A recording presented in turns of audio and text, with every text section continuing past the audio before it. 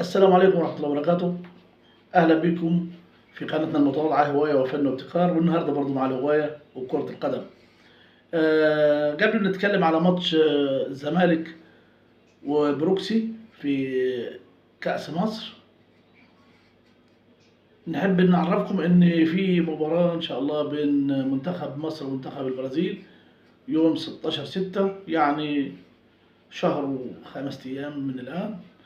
المباراة دي إن شاء الله تكون ودية، وهتتذاع الساعة 2 صباحا يوم الجمعة، موافق يوم الجمعة. طب ماتش النهاردة طبعا بروكسي فريق طموح، وفريق طموح عايز يكسب، وأتى إلى القاهرة ليكسب. إحنا ليه نقتل طموحه؟ ليه حكامنا كده؟ أنا مش عارف، يعني هو حرام الفرقة دي تكسب؟ حرام تصعد؟ مش عارف انا، يعني نعمل ايه في حكام مصر؟ نجيب حكام اجانب على طول؟ نلغي حكام مصر؟ نلغيهم نهائي؟ اهي ضربة جزاء صحيح، ولو اتحسبت كان الزمالك بره، والشدة دي قبل هدف الزمالك مباشرة بعدها.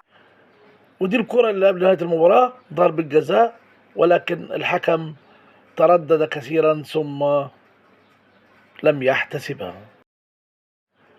ليه؟ ما اعرفش، الصورة امام حضراتكم واضحة. وقبل نهاية الماتش ب10 دقائق ضربة جزاء صحيحة لبروكسي، تغاضى الحكم عنها، وكان ممكن الماتش يطلع 2-1. ايوه كان ممكن يطلع 2-1 وينتهي.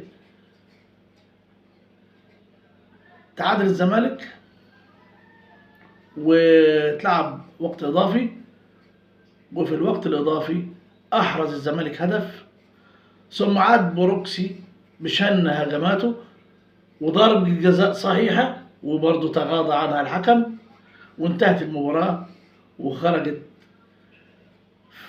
فرقة بروكسي ورجعت بلدها تاني. لكن أخذت انطباع طبعا عن عدالة التحكيم في مصر. عدالة التحكيم في مصر، يا سلام على تحكيم. بروكسي قدم مباراة ولا أروع. بدأ الشوط الأول بداية سخنة جدا، أفقد الزمالك توازنه وأحرز هدف، وبعد إحراز الهدف استمر في هجماته، ما دافعش، استمر في الهجوم إلى أن تعادل فريق الزمالك بهدف. الهدف ده يعني لو رجعنا نص دقيقة هنلاقيه فاول في الأصل، فاول على الزمالك في نص الملعب، واللي عايز يتأكد. بعدها طبعا بروكسي رجع تاني للهجوم، واحتسب له الحكم ضربة جزاء صحيحة، وأحرز ضربة الجزاء. هي كانت داخلة، والحكم حسبها الله أعلم بنيته، ولكن هي كانت داخلة، يعني نشوفها هنلاقي الكرة داخلة حتى لو ما احتسبهاش ضربة جزاء. استمر هجوم بروكسي، وكان يعني الحكم بيتعامل معاهم كانهم بروكسي دورتموند، مش يعني بروكسي دورتموند، مش بروكسي الفريق اللي جاي من قرية أبو المضامير.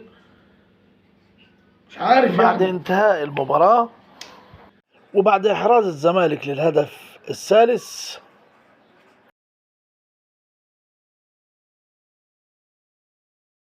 خرج بروكسي من الكاس ظلما وعدوانا، وتأهل الزمالك تأهل غير مستحق على الإطلاق. وكثير من الزملكاوية يعلمون ذلك، كثير من الزملكاوية يعلمون ذلك، ولكن هم تعودوا على أن يصدقوا ما تبثه إليهم قنواتهم وأعضاء مجلس إدارتهم. وعلى هذا الوضع متى كان للكرة المصرية أن تتقدم؟ متى كان للفرق الصغيرة أن تأخذ حقوقها؟ على ما أعتقد مش هيحصل إلا إذا كان هناك عدالة تحكيمية. والسلام عليكم ورحمة الله وبركاته.